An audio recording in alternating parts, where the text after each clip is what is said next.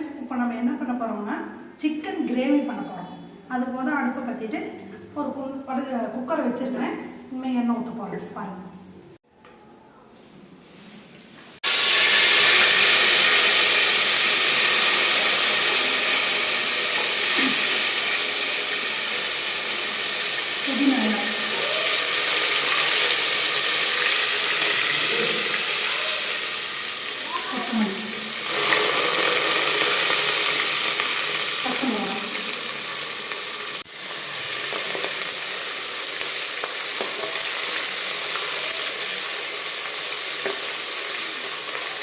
நல்லா கழுவி வச்சுருந்து கட்டிக்கலாம்.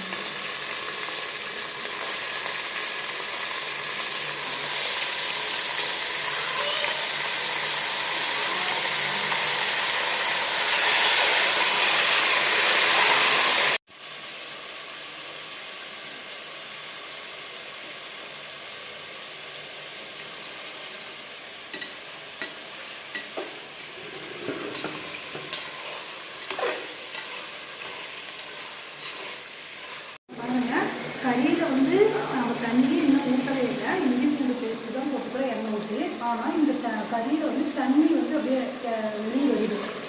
இது வந்துன்னா நல்லா இதை வதக்கி அந்த தண்ணியும் ஒதுக்கி அது நல்ல கறின்னு அர்த்தம். அது வந்துச்சுன்னா நல்லா வதக்கி எல்லாம் தண்ணியாக கொடுப்பாரு. அப்புறமே தான் நம்ம மசாலா அரைச்சி அதில் ஊற்றணும். அப்போ தான் நல்லா வதக்க தான் நல்லா இருக்கும். குழம்பு சூடாக அப்படியே எல்லாமே இருக்கிறது அப்படின்னா நல்லா இருக்கும். நல்லா வதக்கணும்.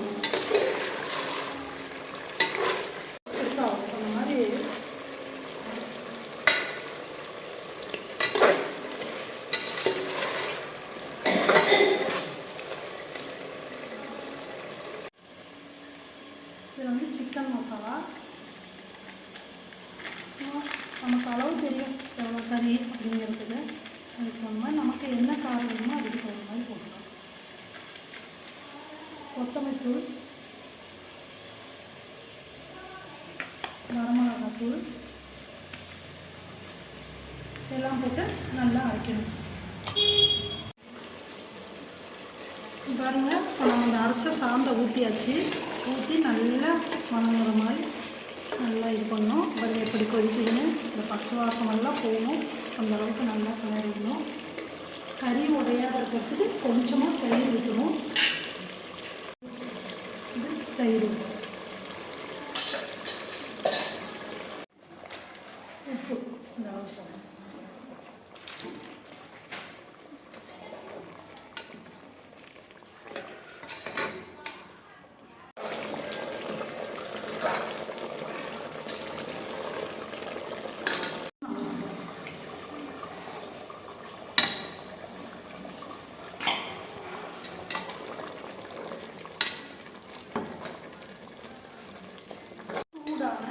சுவையான சிக்கன் கிரேவி ரெடி.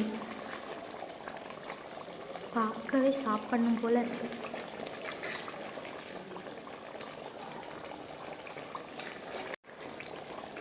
வாங்க சாப்பிடலாம்.